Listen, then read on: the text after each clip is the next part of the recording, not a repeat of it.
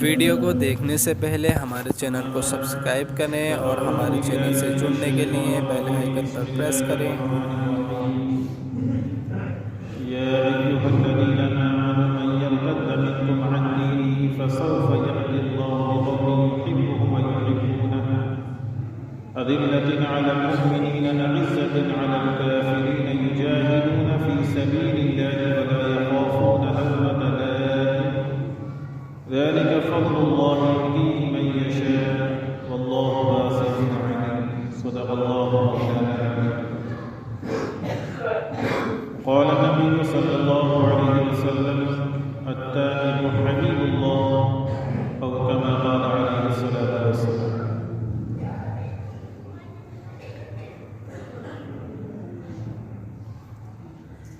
معزز ومبارک سامعین نظام، قابل قدر نوجوان ساتھی،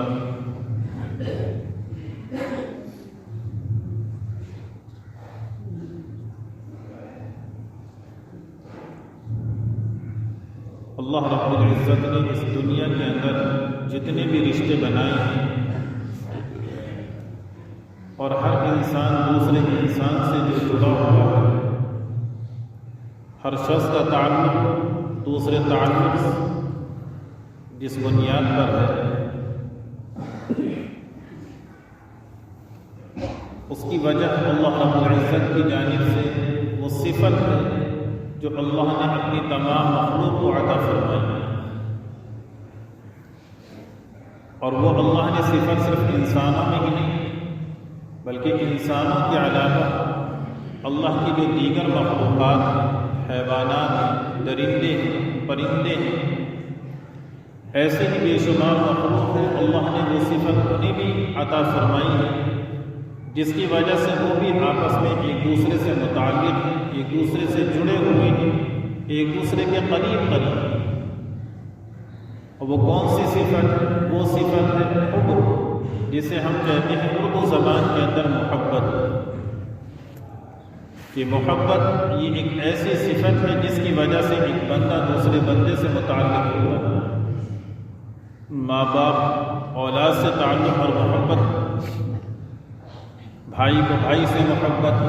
دوست کو دوست سے محبت، ذاتی نگاہ الگ الگ ہوا کرتے ہیں لیکن ہر شخص دوسرے شخص سے جڑا ہوا ہے۔ اس متعلق ہونے کا جو بنیادی عنصر ہے وہ بنیادی عنصر ہے اللہ کی جانب سے جو صفت عطا فرمائی گئی ہے، وہ صفت ہے محبت۔ اس لیے حدیث پاک کے اندر آتا ہے کہ اللہ رب العزت نے محبت کے 100 درجے بنائے ہیں، جس میں سے ایک درجہ تمام مخلوقات پر تقسیم فرمایا ہے اور 99 درجے اللہ نے اپنے پاس محفوظ رکھے۔ تو اس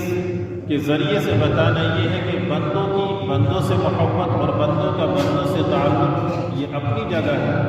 لیکن اللہ رب العزت جو بندوں سے محبت فرماتا ہے اس محبت کی کوئی انتہا نہیں، کہ اس کی محبت سارے محبتوں کے اوپر حاوی، اللہ کا تعلق سارے تعلق کے اوپر حاوی، اللہ رب العزت کی نسبت ساری نسبتوں سے بلند و بالا ہے۔ لیکن سوال یہ ہے کہ کیا اللہ تمام انسانوں سے برابر محبت فرماتا ہے یا ان کے درمیان کچھ تقسیم رکھی گئی، کچھ فاصلہ ہے، کچھ فرق ہے جو رکھا گیا ہے ان کے درمیان، یا اللہ کی محبت ہر بندے کے حق میں برابر؟ عمومی لحاظ سے دیکھا جائے تو اللہ کی محبت ہر بندے سے ہے، اس معنی کر کے غذائی نظام، آسمانی نظام، زمین کا نظام، شمسی نظام، قمری نظام، جتنے بھی یہ سب کچھ چل رہا ہے اس سے اللہ کی ہر مخلوق فائدہ اٹھا رہی ہے، ہر بندہ فیضیاب ہو رہا ہے، ہر انسان اس سے فائدہ اٹھا رہا مفید۔ تو اس معنی کر اللہ کی یہ رحمت سب کے اوپر عام ہے، لیکن اللہ کی ایک خاص محبت اور جو تعلق ہے وہ اللہ نے کچھ مخصوص بندوں کو عطا فرمایا۔ وہ کون سے بندے ہیں؟ قرآن مقدس کے اندر بے شمار آیتیں اللہ نے نازل فرمائی ہیں جس میں اللہ نے واضح کر دیا ہے کہ اللہ کے محبوب بندے کون ہیں اور اللہ رب العزت کے مبعوث بندے کون ہیں، یعنی کون سے ایسے انسان ہیں، کون سے ایسے لوگ ہیں جو اللہ کی نگاہ میں قابل قدر ہیں، اللہ رب العزت کی ہم ان کی کوئی حیثیت ہے، اللہ کو ان سے تعلق ہے، انہیں اللہ سے تعلق ہے، اور کون سے ایسے ہیں جو اللہ رب العزت کو انتہائی ناپسندیدہ ہے، اللہ ان سے نفرت کرتا ہے، اللہ ان سے محبت نہیں کرتا۔ اللہ نے صاف فرما دیا ان اللہ یحب المحسنین، اللہ رب العزت کو وہ بندے پسند ہیں جو نیک کاموں کو انجام دیا کرتے ہیں۔ ان اللہ یحب المتقین، اللہ کو وہ بندے پسند ہیں جو تقوی اختیار کیا کرتے ہیں، جن کے اندر خوف ہوتا ہے، خشیت الہی ہوا کرتا ہے۔ ان اللہ یحب الصابرین، اللہ کو وہ بندے پسند ہیں،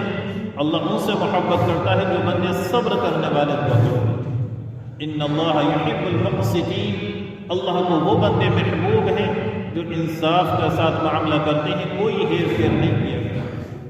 ان اللہ یحب المتوکلین، اللہ کو وہ بندے پسند ہیں جو اللہ رب العزت پر مکمل طریقے سے اعتماد اور مکمل طریقے سے بھروسہ کرتے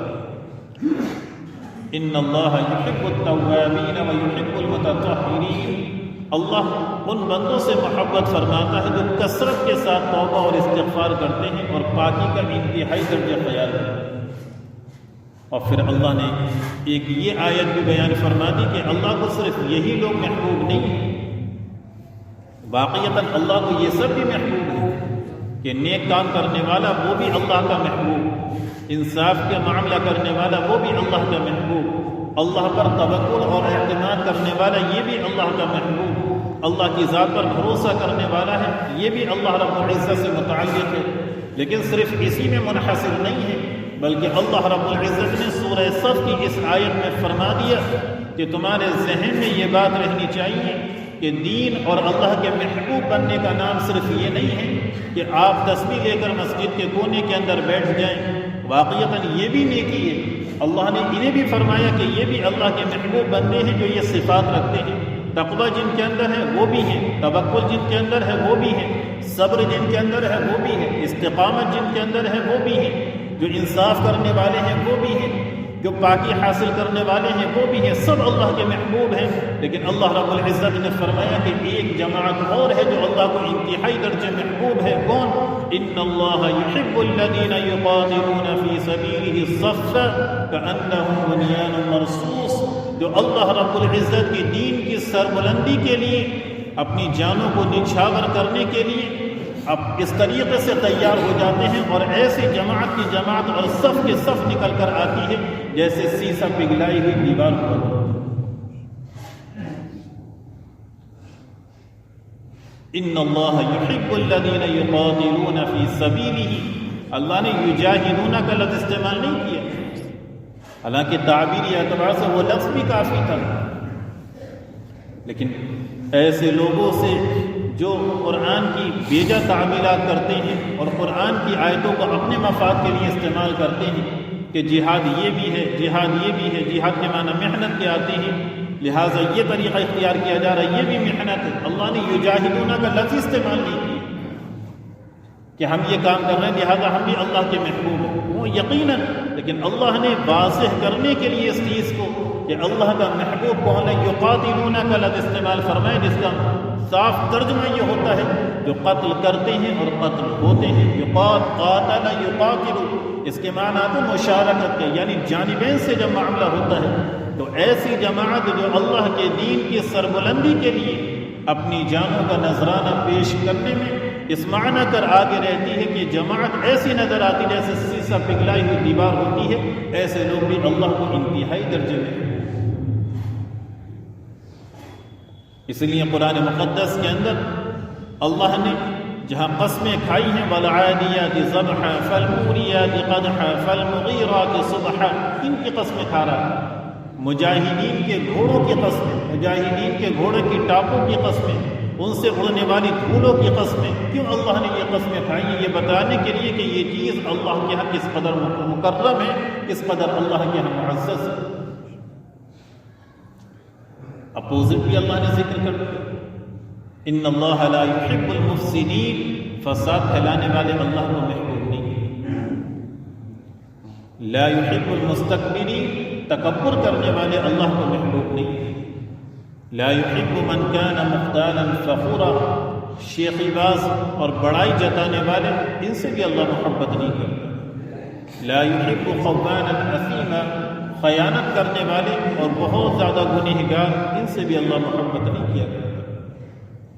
اور پھر اللہ نے یہ بھی فرما دیا انہ لا یحب الکافرین، کہ اللہ کفر کرنے والوں سے بھی محبت نہیں کرتا۔ تو اللہ نے اپنے محبوب بندوں کو بھی ذکر کر دیا صفات کے ساتھ، اور مبغوض بندوں کو بھی اللہ نے ذکر فرما دیا کہ محبوب بندے یہ ہیں اور مبغوض بندے یہ ہیں۔ اب تمہیں اختیار ہے کہ تم اللہ کے محبوب بننا چاہتے ہو یا پھر اللہ کے مبغوض بننا چاہتے ہو۔ اور تم اگر یہ سمجھتے ہو کہ تم اللہ کی نافرمانی کر کر اللہ کی ذات اور قدرت کے اندر کچھ کمی لے آؤ گے تو ایسا نہیں ہونے والا۔ اللہ فرماتا ہے یا ایھا الذین آمنوا من یرتد منکم عن دینہ، اے ایمان والو کان کھول کر سن لو، اگر تم اللہ کے دین سے اعراض کرو گے، اللہ کے دین کو چھوڑ دو گے، اللہ کی تعلیمات پر عمل نہیں کرو گے، فسوف یأتی اللہ بقوم، تو اللہ ایک ایسی جماعت لے کر آ جائے گا، ایسے قوم لے کر آ جائے گا، یحبہم ویحبونہ، کہ جو جماعت اللہ سے محبت کرتی ہوگی اور اللہ ان سے محبت کرتا ہے۔ اللہ کو تمہاری ضرورت نہیں ہے، اللہ رب العزت کسی کا محتاج نہیں ہے۔ اللہ نے تمہیں ایمان کی توفیق دی ہے، اللہ نے یہ اسلام تمہیں مرحمت فرمائی، یہ اللہ کا بہت خصوصی فضل ہے جس پر اللہ کا جتنا بھی شکر ادا کیا جائے کم سے کم۔ من یرتد منکم عن دینہ، صاف اللہ نے فرمایا، اور ایمان والوں سے مخاطب ہو کر، انسانوں سے نہیں۔ اے ایمان والو، اگر تم اللہ کے دین سے پھر جاؤ گے، اللہ کے دین کو چھوڑ دو گے، تعلیمات اسلامی سے اعراض کرو گے، فسوف یأتی اللہ بقوم، اللہ ایک ایسی قوم لے آئے گا جو اللہ سے محبت کرتی ہوگی، اللہ ان سے محبت کرتا ہوگا، اور ان کے اندر چند صفات پائی جاتی ہوں گی، اعزۃ اذلۃ علی المؤمنین، جو ایمان والوں پر بہت نرمی کرنے والے ہوں گے، اعزۃ علی الکافرین، اور کافروں پر بہت زیادہ سختی کرنے والے ہوں گے۔ فرمایا اور اللہ کے راستے میں جہاد کرنے کے لیے ہم وقت تیار رہیں گے، ولا یخافون لومۃ لائم، اور چوتھی اہم ترین صفت ان کے اندر یہ ہے کہ کسی بھی ملامت کرنے والے کی ملامت کی کبھی قطعاً کسی بھی قسم کی کوئی فکر نہیں ہے۔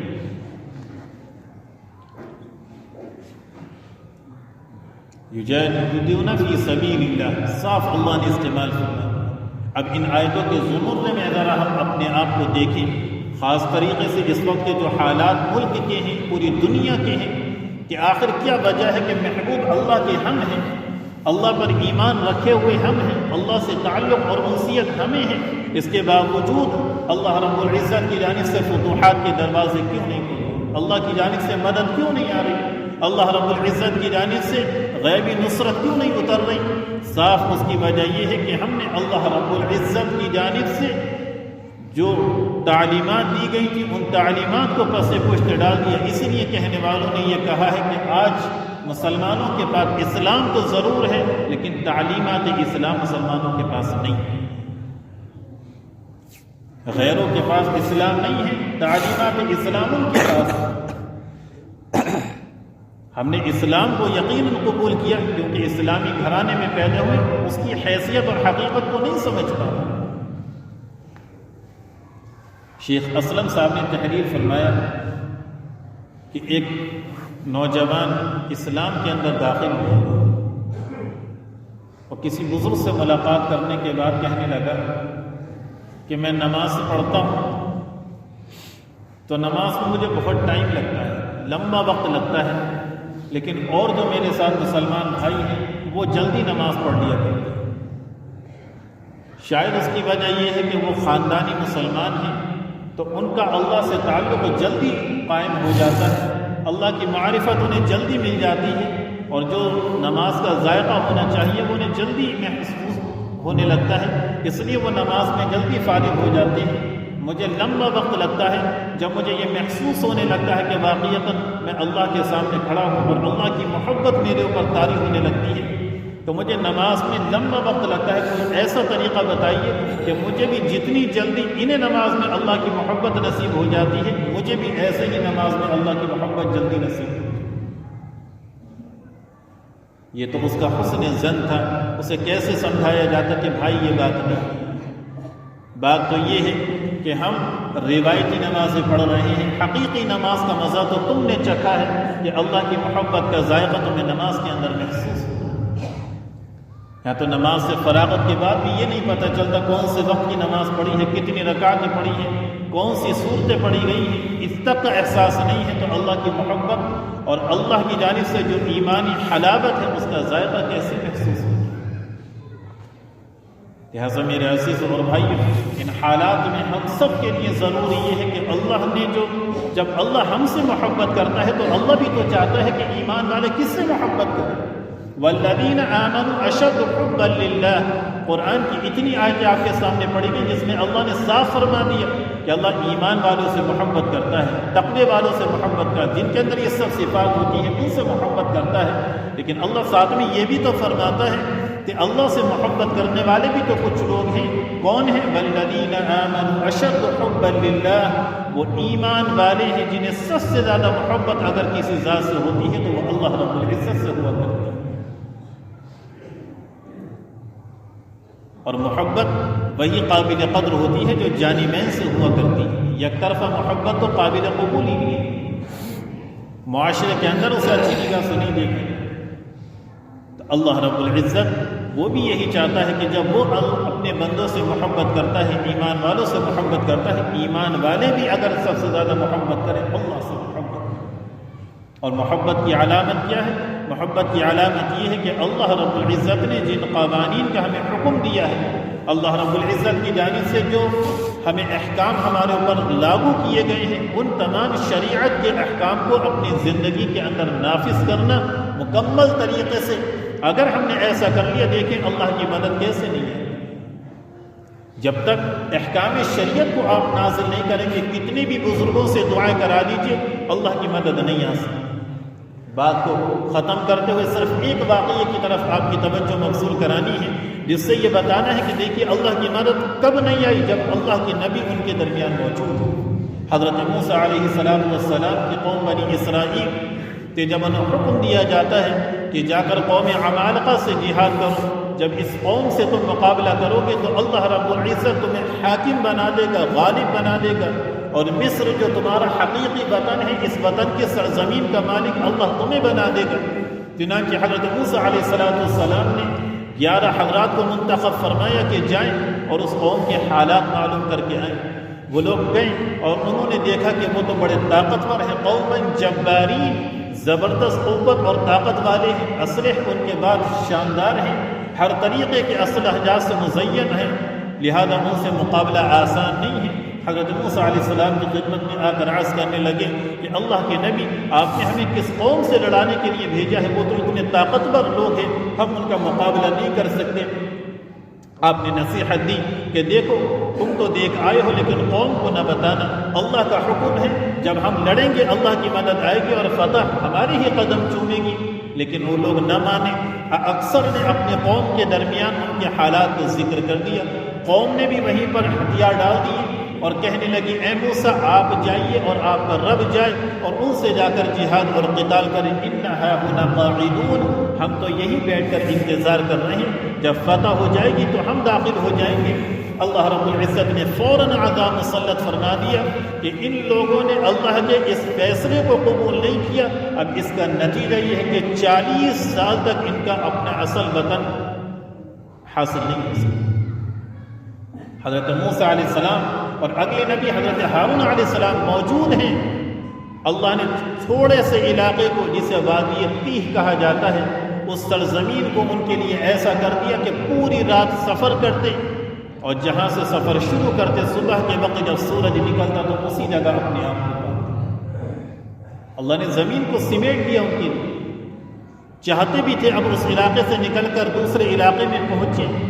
وہاں جا کر جہاد اور قتال کریں اور اپنی سرزمین پر قابض ہو کر چین سکون کی زندگی گزاریں، لیکن اللہ نے ان کے اوپر ایسا عذاب مسلط کیا۔ وقت کے نبی موجود ہیں، حضرت موسیٰ علیہ السلام، اگلے نبی ہونے والے حضرت ہارون بھی موجود ہیں، کیا دعائیں نہیں کی ہوں گی؟ یقیناً دعائیں بھی کی ہوں گی، لیکن اللہ رب العزت کا جب کے فیصلے کی جب خلاف ورزی کی جاتی ہے، اللہ کو ناراض کیا جاتا ہے، تو اللہ نے 40 سال، تیہ کے معنی ہی آتے ہیں حیران پھرنا، سرگردہ پھرنا، منزل کا نہ مل پانا، اسی میدان کے اندر 40 سال اسی طریقے سے گھومتے رہے، لیکن اس چھوٹے سے علاقے سے باہر نہیں نکل سکے۔ 40 سال کے بعد جب بہت توبہ استغفار کی ہے، اللہ سے معافیاں مانگی ہے، حتیٰ کہ اسی درمیان حضرت موسیٰ علیہ السلام کا بھی وصال ہو جاتا ہے، ان کی قبر بھی بنا دی جاتی ہے، تو دوسرے نبی حضرت یوشع وہ ان کے درمیان بھیجے جاتے ہیں۔ قوم ان سے کہتی ہے کہ ہم چاہتے ہیں، اس میدان میں تھک گئے ہیں، اس سے کیسے باہر نکلیں؟ اللہ کی جانب سے پھر حکم آ جاتا ہے، اگر تم یہاں سے نکلنا چاہتے ہو، سچی توبہ کی توفیق کا نتیجہ یہی ہے کہ تم اس قوم سے جہاد کرو گے۔ چنانچہ اس قوم سے مقابلہ آرائی کی ہے، پھر اللہ رب العزت نے مصر ان کے حوالے کیا۔ اس لیے اللہ رب العزت نے قرآن میں صاف طریقے سے فرما دیا، وَمَا كَانَ اللَّهُ لِيُعَذِّبَهُمْ وَأَنْتَ فِيهِمْ وَمَا كَانَ اللَّهُ مُعَذِّبَهُمْ وَهُمْ يَسْتَغْفِرُونَ کہ اے محمد صلی اللہ علیہ وسلم، آپ اس قوم کے درمیان موجود ہو اور اللہ اس قوم کو عذاب دے، ایسا نہیں ہو سکتا ہے۔ اسی طریقے سے اگر یہ قوم اللہ سے توبہ اور استغفار کثرت کے ساتھ کرتی ہو تو اللہ رب العزت اس قوم کو ہلاک نہیں کرے گا، اس قوم کو تباہ و برباد نہیں کرے گا۔ ان آیتوں سے صاف پتہ چلتا ہے کہ ایک طرف تو ہمارے اس جذبے کے اندر کمی ہے جو جذبے صحابہ کرام کے تھے، جو قربانیاں انہوں نے دی ہیں، کیونکہ بزدلی مجھ سمیت ہم سب کے اوپر تھا، موت سے گھبراہٹ یہ ہم سب کے اوپر مکمل طریقے سے تاری ہے۔ جو اللہ کے رسول نے فرمایا تھا کہ تمہاری تعداد بہت ہوگی لیکن تمہاری حیثیت سمندر کے جھاگوں کی طرح ہوگی کہ جس کی کوئی اہمیت نہیں ہوا کرتی ہے، پانی کی رو آتی ہے اور اڑا کر لے جاتی ہے۔ ایسے ہی اس دنیا کے اندر تمہاری تعداد تو بے انتہا ہوگی لیکن سمندر کے جھاگوں کی طرح بے حیثیت ہوگی، جس کا دل چاہے گا جیسے پانی کی رو آتی ہے جھاگ ادھر لے جاتی ہے، دوسری رو آتی ہے پھر وہ جھاگ ادھر لے جاتی ہے، ایسے ہی کوئی قوم آئے گی ہکا کر ادھر لے جائے گی، دوسری قوم آئے گی ہکا کر تمہیں ادھر لے جائے گی۔ صحابہ عرض کرنے لگے، اے اللہ کے رسول ایسا کیوں ہوگا؟ آپ نے فرمایا کہ دنیا کی محبت اور موت سے نفرت ہر شخص کے دل کے اندر پیدا ہو جائے۔ کیا جیسا نہیں؟ یقیناً ایسا کہ ہر شخص کو زندگی سے پیار، ہر شخص کو زندگی عزیز، ہر شخص بزدل بنا پڑا۔ یہ نہیں کہا جاتا کہ آپ سے تلواریں لے کے نکلی، غلط ہے طریقہ، لیکن کم سے کم اپنے نفس کو مارنے کی کوشش تو کریں، ایک مزاج تو بنائیے، ایک ماحول تو بنا ہوا ہو، ذہن سازی تو ہو کم سے کم، کہ اتنا تو جو خود ہندوستان کا قانون آپ کو جس کا حق دیتا ہے کہ اپنے ڈیفنس کے اندر آپ کس چیز کو استعمال کر سکتے ہیں، اس چیز کو مد نظر رکھیں اور شرعی اعتبار سے اس کا لحاظ کہ اپنے نفس کو قابو کیا جائے، کثرت کے ساتھ توبہ اور استغفار، اتنا استغفار ہو کہ اللہ نے جب قرآن میں یہ فرما دیا کہ تم استغفار کرو کہ اللہ تمہیں ہلاک نہیں کرے گا، تباہ و برباد نہیں کرے گا۔ یقیناً قرآن کی یہ آیت سچی ہے، اللہ کا فرمان سچا ہے۔ سورج کے نکلنے میں دیری ہو سکتی ہے، سورج کے نکلنے میں کمی بیشی ہو سکتی ہے، لیکن اللہ کے اس فرمان کے اندر کسی بھی اعتبار سے کوئی کمی بیشی نہیں ہے۔ اللہ سچا ہے، اللہ کا قرآن سچا ہے، جو قرآن لے کر آئے ہیں اللہ کے رسول وہ بھی سچے ہیں، جس واسطے سے قرآن آیا ہے جبریل امین وہ بھی سچے ہیں۔ جب سب کے سب سچے ہیں تو پھر اس کی صداقت میں کوئی شک شبہ نہیں کیا جا سکتا۔ یقیناً اللہ رب العزت ہمیں ہلاک نہیں کرے گا، لیکن شرط یہ ہے کہ توبہ اور استغفار اتنی ہو کہ دل مطمئن ہو جائے کہ یقیناً اللہ کی مدد اب ہمارے گھروں پر نازل ہو چکی۔ نمازوں کا نہیں پتہ، توبہ اور استغفار تو بہت دور کی بات ہے۔ زکوٰۃ نہیں ادا کی جائے تو یہ ظالم حاکم کیسے ہمارے اوپر مسلط نہیں ہوں گے؟ میرا عزیز، مراد آباد کی رپورٹ ہمارے ایک بہت قریبی جاننے والے ہیں، ان کے متعلق ہیں جو سی اے ہیں، وہ خود کہہ رہے تھے کہ مراد آباد کی بڑی بڑی فرمیں میں دیکھتا ہوں اور مجھے ایسا محسوس ہوتا ہے کہ اس شہر سے 5% بھی زکوٰۃ ادا نہیں کی جاتی، اور صحیح صورتحال کا جائزہ لیا جائے تو ہماری بستی بھی اس کے قریب ہی بیٹھے، غلط گمان بدگمانی سے اللہ محفوظ، لیکن نظریہ کیا ہے؟ تو نمازوں کا نہیں پتہ، زکاتوں کا نہیں پتہ، روزے رمضان کے رکھنے ہیں لیکن نفلی روزوں کا جو سبب امت جانتی نہیں کہ نفلی روزے کیا۔ ذرا مسجد نبوی کا کبھی منظر لوگوں سے پوچھے جو عمرے کے لیے جاتے ہیں، کوئی پیر اور کوئی جمعرات مسجد نبوی میں خالی نہیں ہوتی جہاں پر عام دسترخوان نہ لگائے جائے۔ کہ اللہ کے رسول کی سنت صرف مسجد نبوی کے لیے؟ کیا یہ قرآن اور یہ اللہ کی احادیث صرف مدینے والوں کے لیے آئی ہیں؟ قرآن صرف مدینہ بستی کے لیے نازل ہوا تھا؟ اللہ کے رسول نے جو سنتیں چھوڑی ہیں صرف مدینے والے اس پر عمل کریں؟ کیوں ہمارے گھروں کے اندر یہ ماحول نہیں ہے؟ کیوں ہماری بستیوں کے اندر یہ معاشرہ زندہ نہیں ہو رہا کہ پیر اور جمعرات کا ایک روزے کا ماحول بنایا جائے؟ جب نفلی روزے رکھے جائیں گے بھوک کی تڑپ کے اندر اور شدت کے اندر اللہ رب العزت سے مانگا جائے گا، کیسے اللہ رب العزت آپ کی پکار کو نہیں سنے؟ اللہ کے رسول فرماتے ہیں غزوے کے اندر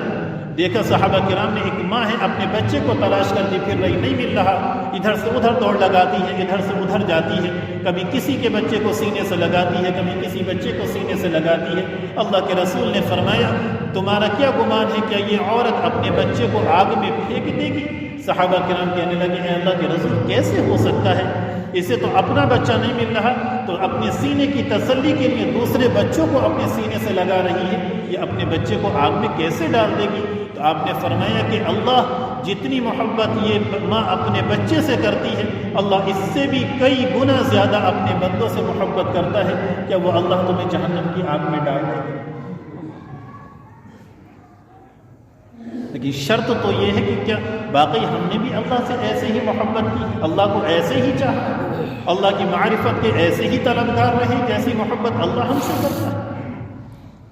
خلاصہ یہ میرے عزیز ان حالات کے اندر ایک تو بزدلی کو بالکل پس پشت ڈال دی، موت اس سے گھبراہٹ بالکل نہیں ہو، ایمان ہمیں غیرت سکھاتا ہے، ایمان حیا سکھاتا ہے۔ ہمارے نبی سب سے زیادہ بہادر تھے، کان اشجع الناس، حضرت انس کی روایت ہے کہ اللہ کے رسول سے زیادہ دنیا کے اندر کوئی بہادر نہیں ہے، کان اشجع الناس، سب سے زیادہ بہادر اللہ کے نبی، گھوڑے پہ بیٹھے تو اچھل کر چھلانگ لگا کر میرے نبی گھوڑے پر بیٹھا کرتے،